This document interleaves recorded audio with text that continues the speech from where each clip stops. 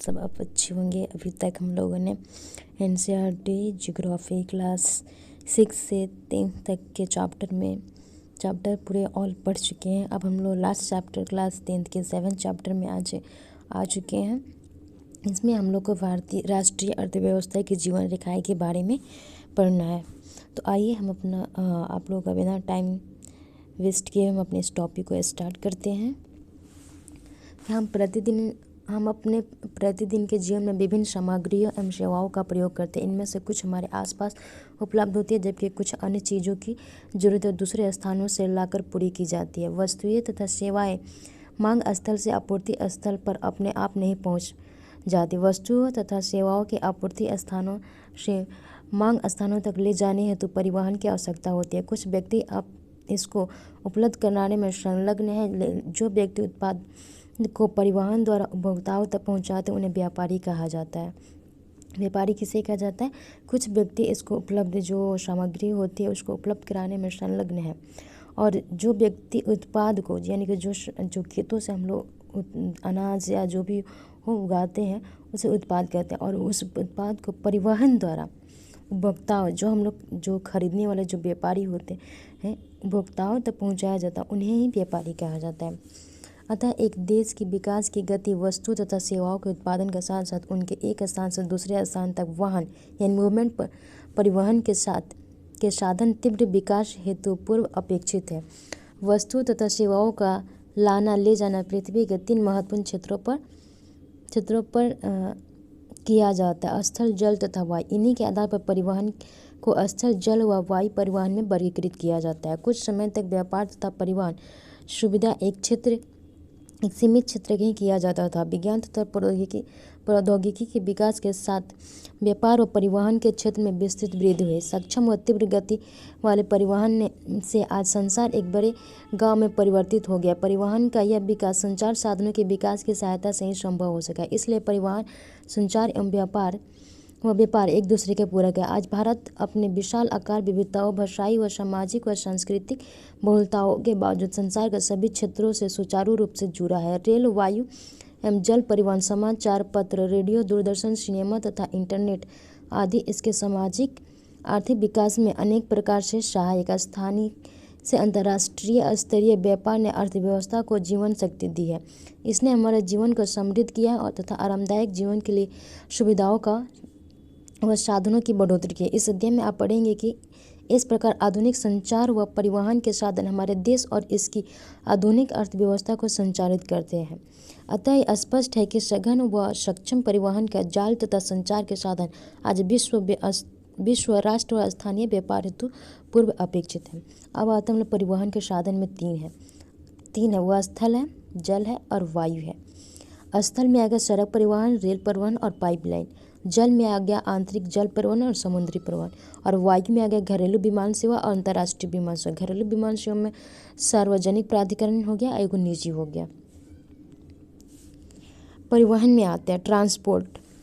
स्थल परिवहन। भारत विश्व का दूसरा सबसे बड़ा जाल वाला देश है। यह सड़क जाल लगभग 6216 लाख किलोमीटर है 2020-21 के अकॉर्डिंग। भारत में सड़क परिवहन रेल परिवहन से पहले प्रारंभ होता है। निर्माण तथा व्यवस्था में सड़क परिवहन रेल परिवहन की अपेक्षा अधिक सुविधाजनक है। रेल परिवहन की अपेक्षा सड़क परिवहन की बढ़ती महत्ता निम्न कारणों से है। रेल लाइन की अपेक्षा सड़कों की निर्माण लागत बहुत कम है। अपेक्षाकृत उबड़ खाबड़ व विभिन्न भूभागों पर सड़कें बनाई जा सकती है। अधिक ढाल प्रवणता तथा पहाड़ी क्षेत्रों में भी सड़कें निर्मित की जा सकती है। अपेक्षाकृत कम व्यक्तियों, कम दूरी व कम वस्तुओं के परिवहन में सड़क मितव्ययी है। यह घर सेवाएं उपलब्ध कराता है तथा सामान चढ़ाने व उतारने की लागत भी अपेक्षाकृत कम है। सड़क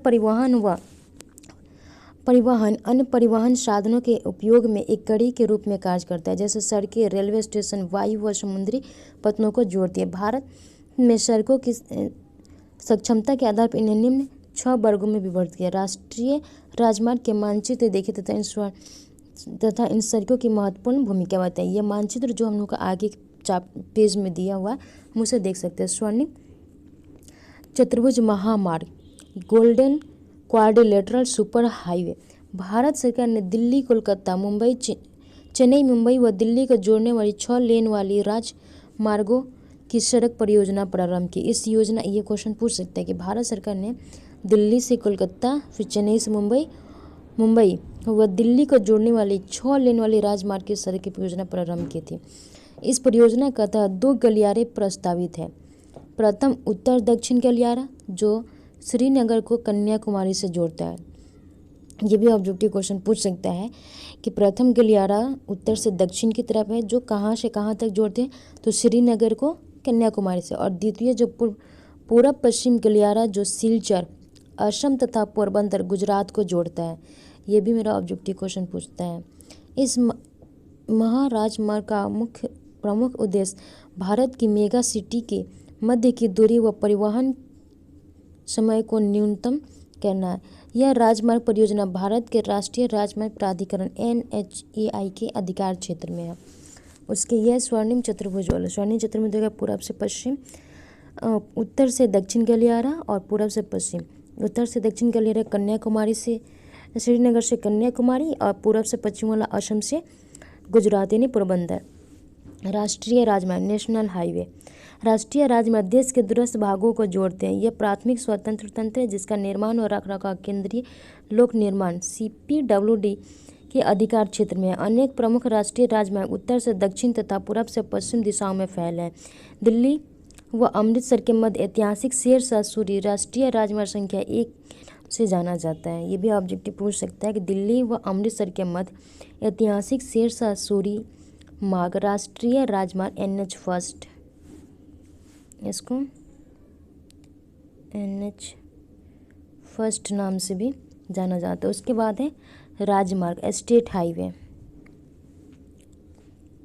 राज्यों की राजधानी को जिला मुख्यालयों से जोड़ने वाली सड़कें व राजमार्ग कहलाती है। राजमार्ग सड़कें कौन कहलाती है? राज्यों की राजधानी को जिला मुख्यालयों से जोड़ने वाली सड़कें राजमार्ग है। राज्य तथा केंद्र शासित क्षेत्रों में इनकी व्यवस्था तथा निर्माण का दायित्व राज्य के सर्वाधिक के सार्वजनिक निर्माण विभाग PWD का होता है। क्रियाकलाप, राष्ट्रीय राजमार्ग संख्या पुरानी और नई से संबंधित जानकारी जो है वो कि मैप में दिवस से एकत्रित करना। जिला मार्ग, ये आ जाती है राजमार्ग के एक और अंतर्गत आती है। यह सड़कें जिले के विभिन्न प्रशासनिक जिला केंद्रों को जिला मुख्यालय से जोड़ती है। इन सड़कों की व्यवस्था का उत्तर जिला परिषद करती है। अन्य सड़कें, इस वर्ग के अंतर्गत वे सड़कें आते हैं जो ग्रामीण क्षेत्रों तथा गाँवों को शहरों से जोड़ती है। प्रधानमंत्री ग्रामीण सड़क परियोजना के तहत इन सड़कों के विकास को विशेष प्रोत्साहन मिलता है। इस परियोजना के कुछ विशेष प्रावधान है जिसमें देश के प्रत्येक गांव को प्रमुख शहरों से पक्की सड़कें, वे सड़कें जिन पर वर्ष भर वाहन चल सके द्वारा जोड़ना प्रस्तावित है। हम लोग यहाँ पे देख सकते हैं राजमार्ग, राष्ट्रीय राजमार्ग, स्वर्ण चतुर्भुज। स्वर्ण चतुर्भुज हम लोग देख सकते हैं यहाँ पे बन रहा है स्वर्ण चतुर्भुज। आप देख सकते हैं चेन्नई से कलकत्ता, कलकत्ता से फिर इधर जाइएगा तब दिल्ली की तरफ जा रहा है, और दिल्ली से फिर इधर अहमदाबाद, फिर अहमदाबाद से मुंबई होते हुए फिर ये यहाँ पे चेन्नई आ जा रहा है। ये स्वर्णिम चतुर्भुज है, एक चतुर्भुज के आकार में बन रहा है, इसलिए स्वर्णिम चतुर्भुज कहते हैं। उत्तर दक्षिण गलियारा, उत्तर दक्षिण गलियारा जो देख सकते हैं यहाँ पे श्रीनगर, यहाँ श्रीनगर के पास से लेकर के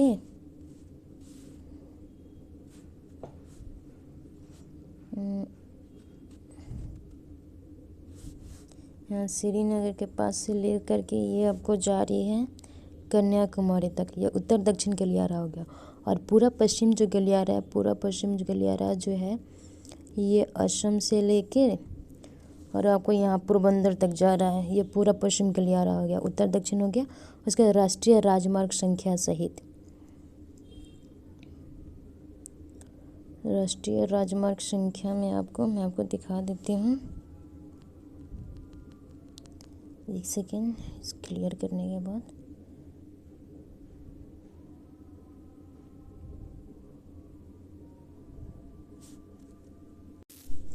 यही जो है ये आपका राष्ट्रीय राजमार्ग संख्या है।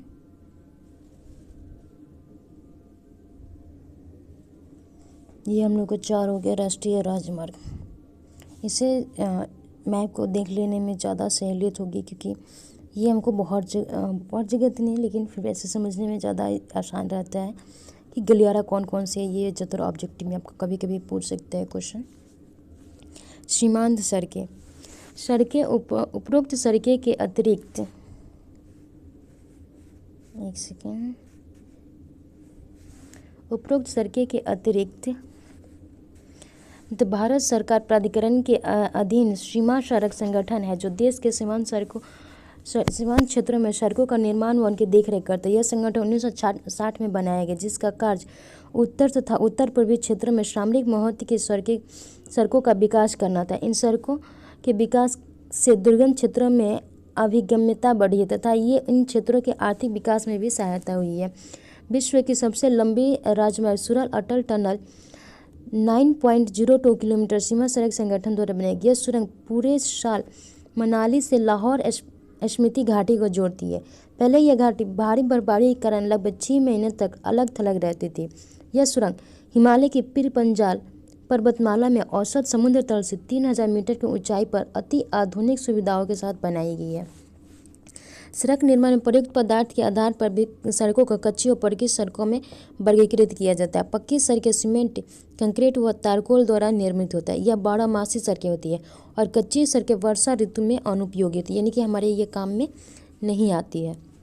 रेल परिवहन, भारत में रेल परिवहन वस्तुओं तथा यात्रियों के परिवहन का प्रमुख साधन है। रेल परिवहन अनेक कार्यों में सहायक है, जैसे व्यापार, भ्रमण, तीर्थ यात्राएं व लंबी दूरी तक सामान का परिवहन आदि। एक प्रमुख परिवहन के साधन के अतिरिक्त पिछले 150 वर्षों से भी अधिक समय से भारतीय रेल एक महत्वपूर्ण समन्वय के रूप में भी जानी जाती है। भारतीय रेल देश की अर्थव्यवस्था, उद्योगों और कृषि की तीव्र गति से विकास के लिए उत्तरदायी है। भारतीय रेल परिवहन देश का सर्वाधिक बड़ा सार्वजनिक क्षेत्र का प्राधिकार। देश की पहली रेलगाड़ी 1853 में मुंबई से थाने चलाई गई थी, जो 34 किलोमीटर दूर चली थी। ये आपका ऑब्जेक्टिव क्वेश्चन पूछ सकते हैं। सबसे पहली रेलगाड़ी 1853 में चलाई गई थी। भारतीय रेल परिवहन को 16 रेल प्रखंडों में पुनः संकलित किया गया। देश में रेल परिवहन के वितरण को प्रभावित करने वाले कारकों में भू आकृतिक, आर्थिक और प्रशासनिक कारक में उत्तरी मैदान अपनी विस्तृत समतल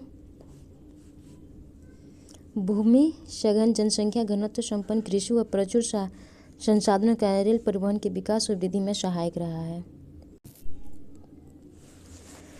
यद्यपि असंख्य नदियों की विस्तृत जल मार्गों का पुलों के निर्माण में कुछ बाधाएं आई हैं, प्रायद्वीपीय भारत में रेल मार्ग उबड़ खाबड़ पहाड़ी क्षेत्रों, छोटी पहाड़ी व सुरंगों आदि से होकर गुजरते हैं। हिमालय पर्वतीय क्षेत्र भी दुर्लभ, उच्च विरल जनसंख्या तथा आर्थिक अवसरों की कमी के कारण रेलवे लाइन के निर्माण में प्रतिकूल परिस्थितियां उत्पन्न करता है। इसी प्रकार पश्चिमी राजस्थान, गुजरात के दलदली भाग, मध्य प्रदेश के वन क्षेत्र, छत्तीसगढ़, उड़ीसा व झारखंड में रेल लाइन निर्माण करना कठिन है। सह्याद्री तथा उससे सन्निहित क्षेत्र को भी घाट या दर्रों के द्वारा ही पार कर पाना संभव है। कुछ वर्ष पहले भारत के महत्वपूर्ण आर्थिक क्षेत्र में पश्चिमी तट के साथ कोंकण रेलवे के विकास ने यात्री व वस्तुओं के आवागमन को सुविधाजनक बनाया।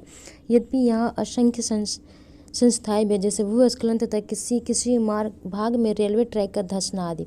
आज राष्ट्रीय अर्थव्यवस्था में परिवहन के अन्य सभी साधनों की अपेक्षा रेल परिवहन प्रमुख हो गया। यद्यपि रेल परिवहन समस्याओं से युक्त नहीं है, बहुत से यात्री बिना टिकट यात्रा करते। रेल संपत्ति की हानि तथा चोरी जैसी समस्याएं भी पूर्णतः समाप्त नहीं हुई। जंजीर खींचकर यात्री कहीं भी अनावश्यक रूप से गाड़ी रोक दिया, जिससे रेलवे की भारी हानि उठानी पड़ती है। जरा सोचिए, हम अपनी रेल गाड़ियों को निर्धारित समय पर चलने में कैसे मदद कर सकते हैं।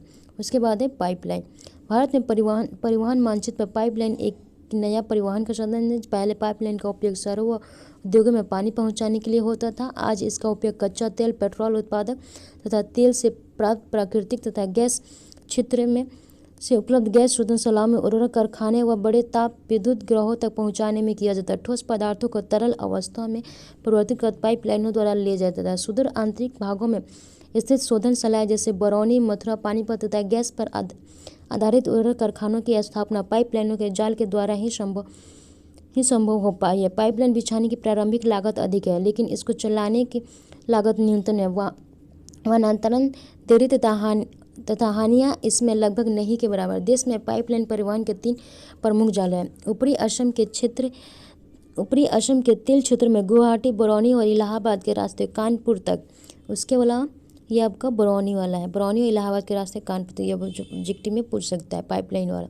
इसकी एक शाखा बरौनी से राजबंद होकर हल्दिया तक और दूसरी राजबंद से मौरी ग्राम तक तथा गुवाहाटी से सिलीगुड़ी तक है। गुजरात से सलाया में के से बिरमगांव, मथुरा, दिल्ली व सोनीपत के रास्ते, पंजाब में जालंधर तक। इसकी अन्य शाखा बड़ोदरा के निकट कोहली को चक्षु व अन्य स्थानों से जोड़ती है।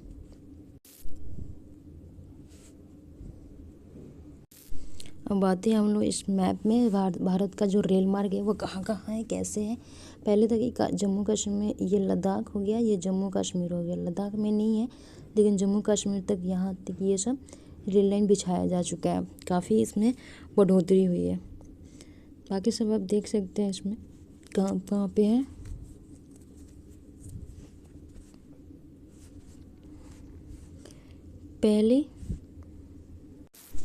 पहली 1700 किलोमीटर लंबी हाजरा विजय Jagdishpur HVJ cross country gas pipeline Mumbai High और बॉसिंग गैस क्षेत्रों को पश्चिमी और उत्तरी भारत के विभिन्न उर्वरक, बिजली और परिसरों से जुड़ते। कुल मिलाकर भारतीय गैस पाइपलाइन के बुनियादी ढांचे का विस्तार क्रॉस कंट्री पाइपलाइनों के 1700 किलोमीटर से बढ़ाकर 18,500 किलोमीटर तक हो गया था। जल परिवहन, भारत के लोग प्राचीन काल से समुद्री यातायात करते रहे हैं।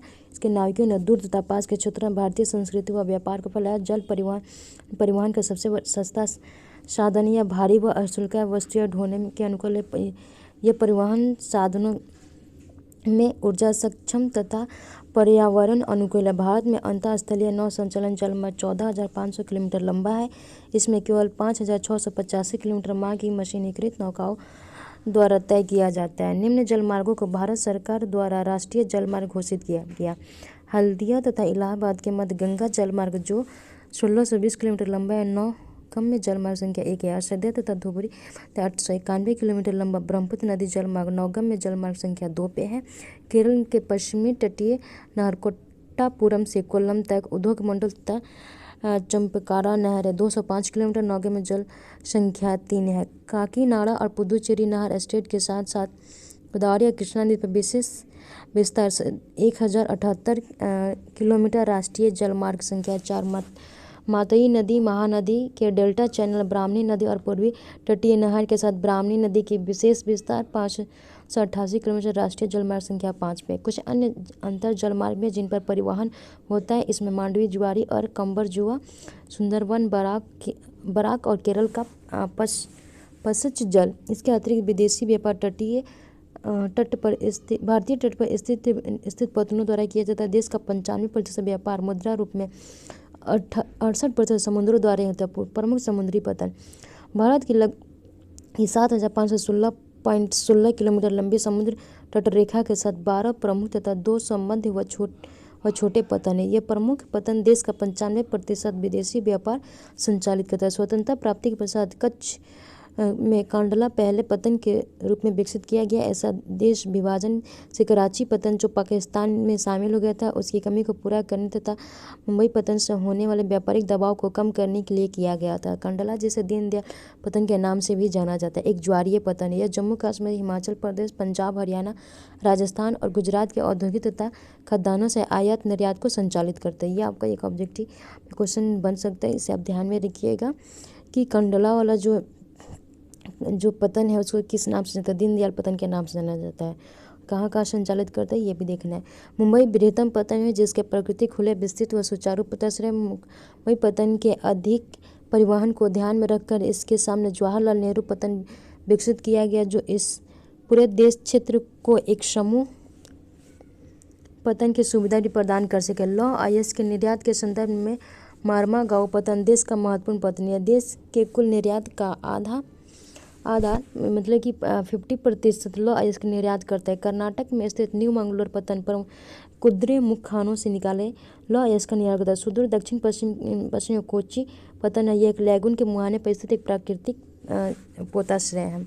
पूर्वी तट के साथ तमिलनाडु में स्थित पूर्वी छोर पर तूतीकोरिन पतन है। यह एक प्राकृतिक पोताश्रय है तथा इसकी पृष्ठभूमि भी अत्यंत समृद्ध है। अतः यह पतन हमारे पड़ोसी जैसे श्रीलंका, मालदीव आदि तथा तथा भारत के तटीय क्षेत्रों की भिन्न वस्तुओं के व्यापार को संचालित है। चेन्नई हमारे देश का प्राचीनतम कृत्रिम पतन है। व्यापार की मात्रा तथा लदे सामान के संदर्भ में इसका मुंबई के बाद दूसरा स्थान है। विशाखापट्टनम स्थल से घिरा गहरा व सुरक्षित पतन है। प्रारंभ में यह पतन लौह अयस्क निर्यात के रूप में विकसित किया गया। ओडिशा में स्थित पारादीप पतन विशेषतः लौह अयस्क का निर्यात करता है। कोलकाता एक अंतः स्थलीय नदीय पतन। यह पतन गंगा ब्रह्मपुत्र बेसिन के बृहद व समृद्ध पृष्ठभूमि को सेवाएं प्रदान करता है। ज्वारीय पतन होने के कारण तथा हुगली के तलछट जमाव से इसे नियमित रूप से साफ करना पड़ता है। कोलकाता पतन पर बढ़ते व्यापार को कम करने हेतु हल्दिया सहायक पतन के रूप में विकसित किया गया है। आज वायु परिवहन तीव्रता आरामदायक व प्रतिष्ठित परिवहन का साधन है। इसके द्वारा अति दुर्गम स्थानों जैसे ऊंचे पर्वत, मरुस्थल, घने जंगलों और लंबी समुद्र रास्तों की सुगमता से पार किया जाता है। वायु परिवहन के अभाव में देश के उत्तरी पूर्वी राज्यों के विषय में सोचें, जहां बड़ी नदियां, विभिन्न धरातल, घने जंगल, निरंतर बाढ़ आदि एक समान बात है। हवाई यात्रा से इसे अधिक अधिगम्य बना दिया है। सन 1953 में वायु परिवहन का राष्ट्रीयकरण किया गया। एयर इंडिया घरेलू और अंतर्राष्ट्रीय वायु सेवाएं भी प्रदान करती है। पवन हंस हेलीकॉप्टर लिमिटेड तेल व प्राकृतिक गैस आयोग की इसकी अपतटीय संक्रियाओं में तथा अगम्य व दुर्लभ भूभागों जैसे उत्तरी पूर्वी राज्यों तथा जम्मू कश्मीर, हिमाचल प्रदेश तथा उत्तराखंड में आंतरिक हेलीकॉप्टरों की सेवाएं उपलब्ध कराता है। इससे पहले हम लोग देख सकते हैं यहाँ पे समुद्री पतन और हवाई पतन। यह अमृतसर हवाई पतन है। यहाँ पे अमृतसर में है, राजा सांची है। दिल्ली में इंदिरा गांधी अंतर्राष्ट्रीय है। मुंबई में छत्रपति शिवाजी और जवाहरलाल नेहरू समुद्री पतन है। मार्मागांव ये भी आपका समुद्री पतन है। हैदराबाद में हवाई पतन है। न्यू मंगलोर में समुद्री पतन है। कोच्चि तूतीकोरिन में है। चेन्नई में है। विशाखापट्टनम में है समुद्री पतन। पारादीप में है। हल्दिया में है। नेताजी सुभाष चंद्र बोस कोलकाता में है हवाई पतन है। ये सारी चीज़ों को देखना हवाई पतन। और जैसा से आपके स्टेट के भी नाम याद रखना है।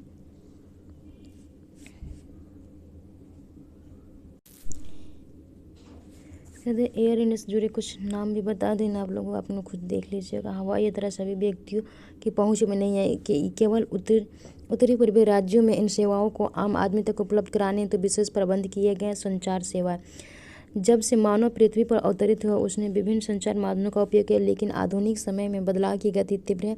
संदेश प्राप्तकर्ता या संदेश भेजने वाले के गति विहीन रहते हुए भी लंबी दूरी का संचार बहुत आसान है। निजी दूरसंचार तथा जनसंचार में दूरदर्शन, रेडियो, समाचार पत्र समूह, प्रेस व सिनेमा आदि देश के प्रमुख संचार साधन है। भारत का डाक संचार तंत्र विश्व का बृहत्तम है। यह पार्सल, निजी पत्र व्यवहार तथा तार आदि को संचालित करता है। कार्ड व लिफाफा बंद चिट्ठी पहली श्रेणी की डाक समझी जाती तथा विभिन्न स्थानों पर वायुयान द्वारा पहुँचाए जाते हैं। द्वितीय श्रेणी की डाक में रजिस्टर्ड पैकेट किताबें, अखबार तथा मैगजीन शामिल होती है।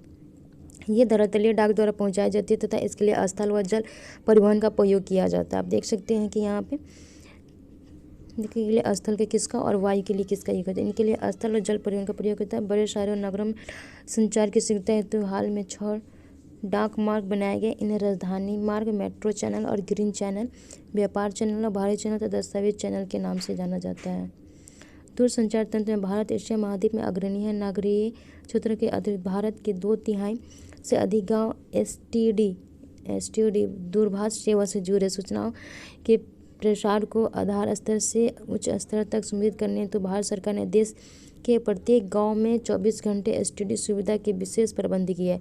पूरे देश भर में एसटीडी के दायरे को नियमित किया है। यह सब सूचना संचार व आंतरिक प्रौद्योगिकी को संभावित विकास से ही संभव हो पाया। जनसंचार मानव को मनोरंजन के साथ बहुत से राष्ट्रीय कार्यक्रमों व नीतियों के विषय में जागरूकता करता है। इसमें रेडियो, दूरदर्शन, समाचार पत्र, पत्रिकाएं, किताबें तथा चलचित्र सम्मिलित है। आकाशवाणी, ऑल इंडिया रेडियो राष्ट्रीय, क्षेत्रीय व स्थानीय भाषा में देश के विभिन्न भागों में अनेक के वर्गों के व्यक्तियों के लिए विविध कार्यक्रम प्रसारित करता है। दूरदर्शन देश का राष्ट्रीय समाचार व संदेश माध्यम है तथा विश्व के बृहत्तम तंत्र में एक है। यह विभिन्न आयु वर्ग के व्यक्तियों हेतु मनोरंजन, ज्ञानवर्धक व खेल जगत संबंधी कार्यक्रम प्रसारित करता है। भारत में वर्ष भर अनेक समाचार पत्र तथा सामयिक पत्रिकाएं प्रकाशित की जाती है। ये पत्रिकाएं सामयिक होने के नाते जैसे मासिक और साप्ताहिक आदि कई भी होती सकती है। यहाँ पे देख सकते हैं छोटा सा टॉपिक है। से डिजिटल भारत विज्ञान आधारित परिवर्तन के लिए भारत को तैयार करने के लिए एक विशाल कार्यक्रम है। डिजिटल भारत कार्यक्रम का मुख्य उद्देश्य IT यानी भारतीय प्रतिभा प्लस IT सूचना प्रौद्योगिकी IT कल का भारत में होने वाले परिवर्तन को समझना और तकनीक को केंद्र में रखकर बदलाव लाना है। प्रकार की है समाचार पत्र लगभग 100 भाषाओं तथा बोलियों में प्रकाशित होती है। क्या आप जानते हैं कि हमारे देश में सर्वाधिक समाचार तो हिंदी भाषा में प्रकाशित होते हैं तथा इसके बाद अंग्रेजी व उर्दू के समाचार पत्र आते हैं। भारत विश्व में सर्वाधिक चलचित्रों का उत्पादक भी है। यह कम अवधि वाली फिल्में, फीचर फिल्म तथा छोटी वीडियो फिल्में बनाता है। भारतीय व विदेशी सभी फिल्मों को प्रकाशित करने का अधिकार केंद्रीय फिल्म प्रमाणन बोर्ड यानी central board of film certificate को है। जब तक कि वहाँ से वो प्रमाणन नहीं होगा कोई भी फिल्म रिलीज नहीं होती है। अंतर्राष्ट्रीय व्यापार राज्यों और देशों में व्यक्तियों के बीच वस्तुओं का आदान प्रदान व्यापार कहलाता है। बाजार एक ऐसी जगह है जहाँ इसका विनिमय होता है दो देशों के मध्य। यह व्यापार अंतर्राष्ट्रीय व्यापार कहलाता है। यह आप देखते हैं मेरे क्या व्यापार, विनिमय और अंतर्राष्ट्रीय व्यापार। यद्यपि स्थानीय शहर व्यापार शहरों, कस्बों व गांवों से होता है। राज्य स्तरीय व्यापार 2 या अधिक राज्यों के मध्य होता है। एक देश के अंतर्राष्ट्रीय व्यापार की प्रगति कि इसकी आर्थिक वैभव का सूचक है, इसलिए इसे राष्ट्र का आर्थिक बैरोमीटर भी कहता है। सभी देश अंतर्राष्ट्रीय व्यापार पर निर्भर क्योंकि संसाधनों की उपलब्धता क्षेत्रीय है, अर्थात इसका भी असमान आयात तथा निर्यात व्यापार के घटक है। आयात व निर्यात का अंतर देश के व्यापार संतुलन को निर्धारित करता है। अगर निर्यात मूल्य आयात मूल्य से अधिक हो तो उसे अनुकूल व्यापार संतुलन कहते हैं। इसके विपरीत निर्यात की अपेक्षा अधिक आयात असंतुलित व्यापार कहलाता है। विश्व के सभी असंतुलित व्यापार और संतुलित व्यापार, इसे ध्यान में रखिएगा। विश्व के सभी भौगोलिक प्रदेशों तथा सभी व्यापारिक खंडों के साथ के व्यापारिक संबंध है। भारत में निर्यात होने वाले प्रमुख वस्तुएं रत्न व जवाहरात, रसायन व एवं संबंधी उत्पाद तथा कृषि एवं संबंधित उत्पाद है। भारत में आयातित वस्तुओं के कच्चा पेट्रोलियम तथा उत्पाद रत्न व जवाहरात, आधार धातुएं, मशीनें और कृषि व अन्य उत्पाद शामिल। भारत अंतर्राष्ट्रीय स्तर पर एक सॉफ्टवेयर के रूप में उभरा तथा सूचना प्रौद्योगिकी के माध्यम से अत्यधिक विदेशी मुद्रा अर्जित कर रहा है। उसके बाद पर्यटन एक व्यापार के रूप में पिछले 3 दशकों में भारत में पर्यटन उद्योग महत्वपूर्ण वृद्धि हुई है। 150 लाख से अधिक व्यक्ति पर्यटन उद्योग में प्रत्यक्ष रूप से संलग्न है। पर्यटन राष्ट्रीय एकता को प्रोत्साहित करता है तथा स्थानीय हस्तकला व सांस्कृतिक उद्यमों को प्रश्रय देता है। अंतर्राष्ट्रीय स्तर पर यह हमें संस्कृति तथा विरासत की समझ विकसित करने में सहायक। विदेशी पर्यटन भारत में विरासत पर्यटन, पारी पर्यटन, रोमांचकारी पर्यटन, सांस्कृतिक पर्यटन, चिकित्सा पर्यटन तथा व्यापारिक पर्यटन के लिए आते हैं। देश के विभिन्न भागों में पर्यटन की अपार संभावना है। पर्यटन उद्योग के विकास हेतु विभिन्न प्रकार के पर्यटन को बढ़ावा देने के लिए प्रयास किए जा रहे हैं। भारत में देख सकते हैं क्रियाकलाप दिया गया, आप खुद से इसे कर सकते हैं। जब इस प्रकार हम लोग का एनसीईआरटी ज्योग्राफी क्लास 10 का लास्ट चैप्टर ख़त्म हुआ। और जब तक कि आप क्लास 9th और 10th की वीडियो नहीं देखेंगे, अब आगे वाली वीडियो आपको समझ में नहीं आएगी क्योंकि आपका ये बेसिक है। अगर ये बेसिक जब क्लियर होगा तो फिर आगे आप लैंग्वेज भी लंबे लंबे लिख सकते हैं, आप मेंस की भी तैयारी अच्छे से कर सकते हैं। इसलिए 9th और 10th क्लास की वीडियोस देखना बहुत ही इंपॉर्टेंट है। अब उनका ये ऑब्जेक्टिव क्वेश्चन है, सारे ऑब्जेक्टिव क्वेश्चन के आंसर मैं आपको दे देती हूँ।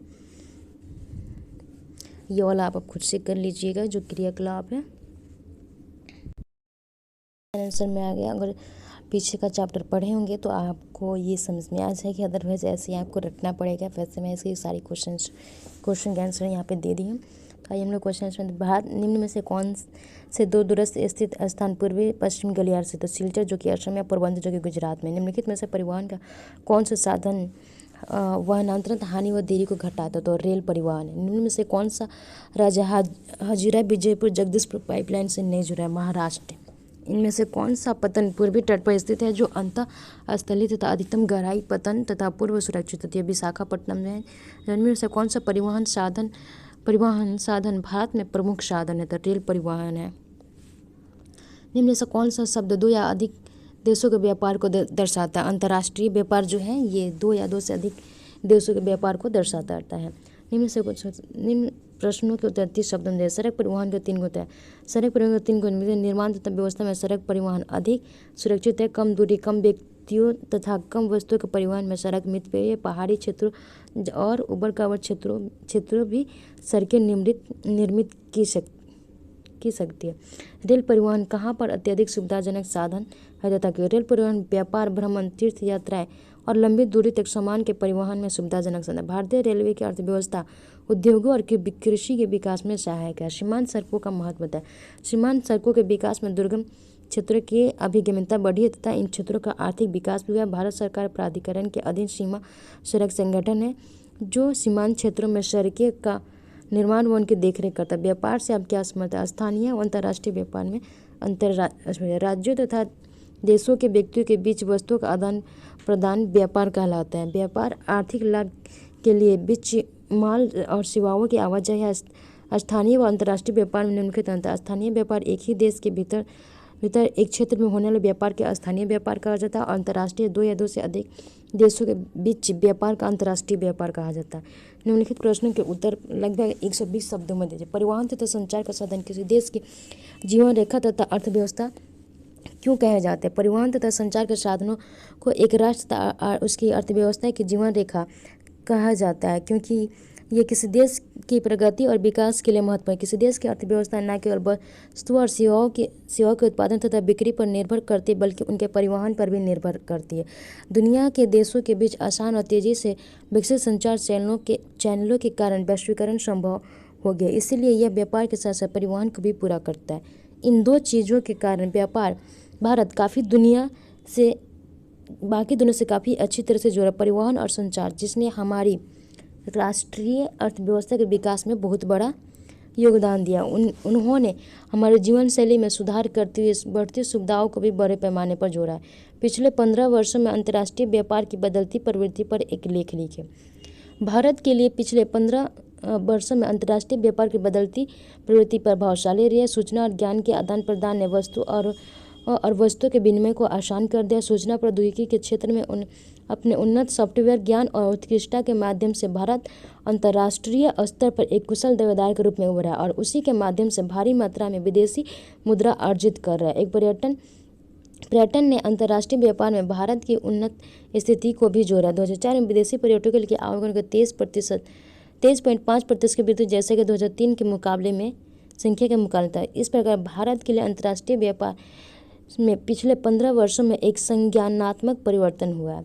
उसके बाद ये जो क्वेश्चन था पहली वाला वो आपको यहाँ पर नाम दिया गया, उसके आंसर भी दिया गया, आप उससे मिला के इस ऐप से सॉल्व कर सकते हैं।